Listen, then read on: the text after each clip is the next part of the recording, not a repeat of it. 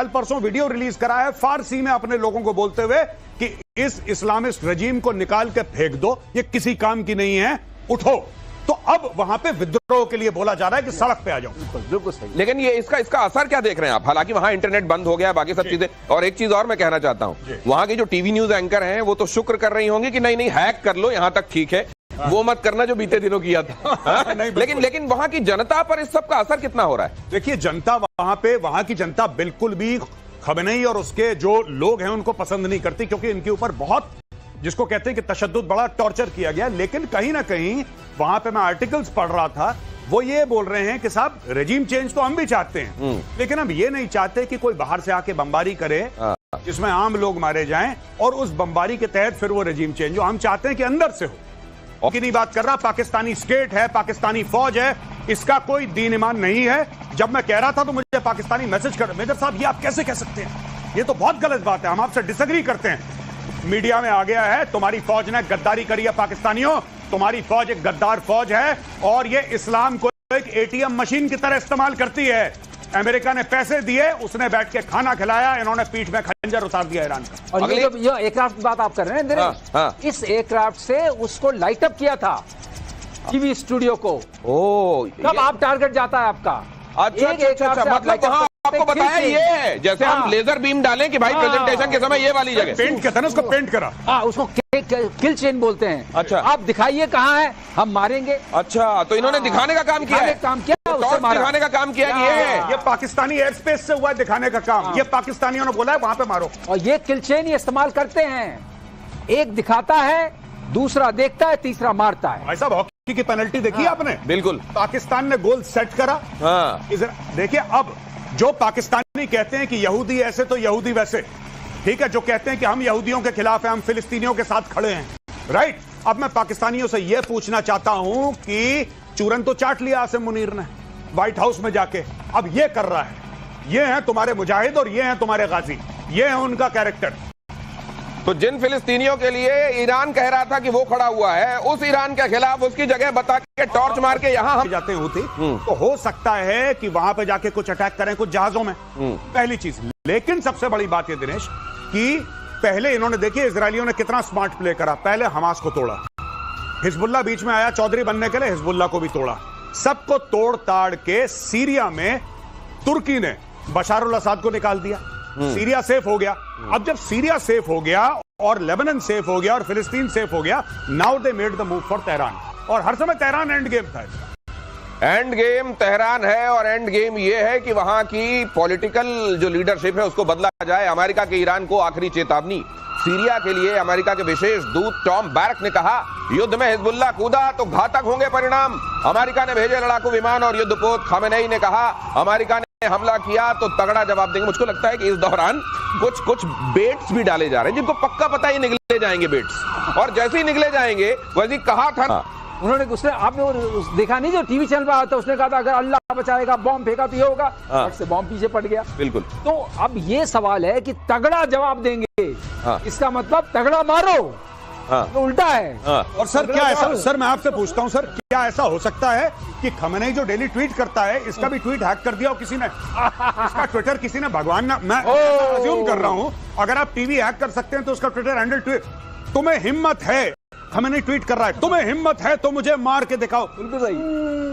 मसाइल कहानी खत्म, फिर से हिम्मत हो तो फिर से मार के देखो। मुझे लगता है ये ना खुद इजरायली करते हैं। मुझे लगता है कि इन्होंने जिस फोन से ये ट्वीट हो रहे हैं उस या कंप्यूटर से, उस जगह को रखा हुआ है इन्होंने ईरान में किसी जगह, और ये मॉस्को में बैठ के बता रहे हैं कि भाई साहब इसमें इस बार ये करके लिख दो, और लोगों को ये लगना चाहिए कि उस बंकर से आ रहा है ये मुझे लगता है कि ये भी हो सकता है खुद को बचाने के लिए। अगली खबर की तरफ आपको लेकर चलता हूं। ईरान पर चौतरफा हमले के लिए अमेरिका रेडी। ईरान पर किसी भी वक्त हमला कर सकता है अमेरिका। मिडिल ईस्ट में अमेरिका के 60 एयर बेसेस हैं, और ये तो सिर्फ अमेरिका की बात हम आपको बता रहे हैं। ब्रिटेन भी कैसे सीन में आ रहा है वो भी आपको बताएंगे। अमेरिका ने इन दिनों उस जगह को सुपर एक्टिवेट कर दिया है। क्या इसका मतलब ये है कि, और ये भी कहा जा रहा है कि 48 घंटे के अंदर अंदर ये भी देख सकते हैं आप कि अमेरिका की सीधी एंट्री होगी, क्या होगी तो कितनी होगी, और उसके रिपरकशंस क्या होंगे? ऐसा देश अगर एंट्री होगी क्योंकि अमेरिका को पूरा पता है कि हमारे ऊपर भी मिसाइल का निशाना साधा होगा, जिसको बंकर्स में खत्म किया जा रहा है, साइलोज में।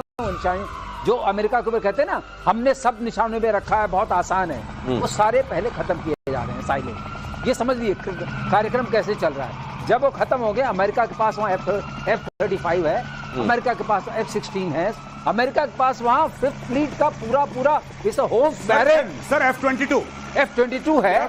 तो वहाँ पर असेट्स बहुत हैं, सर्विलेंस असेट्स हैं, ड्रोन्स हैं, लोग हैं। कतर में करीब 40-50 की फौज है वहाँ पर, 8 कंट्रीज में है। तो ये नहीं, मान लीजिए कि ये जगह इन्होंने, अब शर्म में भी नहीं आएगा कि कहा था हम साथ में। देखिए, सबसे पहले पाकिस्तान, हम आलम इस्लाम के लीडर हैं, वाहिद एटमी मुल्क है पूरे आलम इस्लाम में। अगर यहूदियों ने तेहरान पे बम चलाया, हम तलवीफ पे बम चला देंगे। अगले दिन क्या बोला था? मजाक कर दिया था। तो भैया यही है इनका टोटल मामला। ट्विटर पे, इंस्टाग्राम पे, फेसबुक पे पूरी आग लगी हुई है। फेसबुक पे आग लगी हुई है। आप देखिए कहां एड्रेस क्लिक करिए, पता लगा कोई लॉर्ड। बहुत बढ़िया सवाल आपने पूछा। अभी तो बहुत मदद करेगा पाकिस्तान बहुत मदद करेगा। सिर्फ हम जो कह रहे थे नूर खान एयरबेस, हम लोग कह रहे थे ना नूर खान एयरबेस में एसेट्स हैं, वो किस दिन के लिए हैं? ये सारी की सारी चीजें अमेरिका और इजराइल ने प्लानिंग करी है। पाकिस्तान की फौज कल भी बिकाऊ थी, आज भी बिकाऊ है, और पाकिस्तान की फौज अगले आने वाले कल में भी बिकाऊ रहेगी। ये अपना ईमान धर्म डॉलर के लिए बेच चुके हैं। इनके सारे जर्नल, बड़े बड़े इनके 3 स्टार 4 स्टार, अब तो 5 स्टार, इन सब के बच्चे बाहर हैं, इनके असासे बाहर हैं, इनका पूरा इन्वेस्टमेंट बाहर है, इनके बड़े बड़े बंगले, अपार्टमेंट्स बाहर हैं, ये सब बाहर हैं। ये अमेरिका के खिलाफ जा ही नहीं सकते, क्योंकि इनकी पूरी वेल्थ जो है वो पाकिस्तान के बाहर। अगर आसिम मुनीर को फील्ड मार्शल बनाया है तो गलतफहमी मत रखिएगा कि आसिम मुनीर को फील्ड मार्शल पाकिस्तान की पार्लियामेंट ने बनाया है।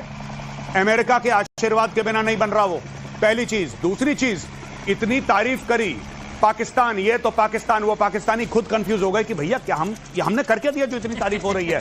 Pakistan makes great products, Trump कह रहा है, पाकिस्तानी फिर कंफ्यूज हो गए, ऐसा हमने क्या बना दिया आतंकवादियों के अलावा, जो ट्रंप भाई इतनी तारीफ कर रहे हैं, फिर उसको बैठ के खाना प्रोडक्ट है। ये सारी की सारी जो चीजें हैं भाई, सारी की सारी चीजें यही हैं कि पाकिस्तान ईरान की पीठ में खंजर उतारेगा। ये लाहौरी खून है, इसने यही करा है, यही करता चला आया है, यही इनकी चीजें हैं। बस इनको यही, इससे पैसा लिया उसको धोखा दिया, उससे पैसा लिया इसको धोखा दिया। दिनेश, कुछ फौजें भी चाहिए लाइन के ऊपर ना, बॉर्डर के ऊपर। हाँ, सही बात। यहीं से जाएंगी।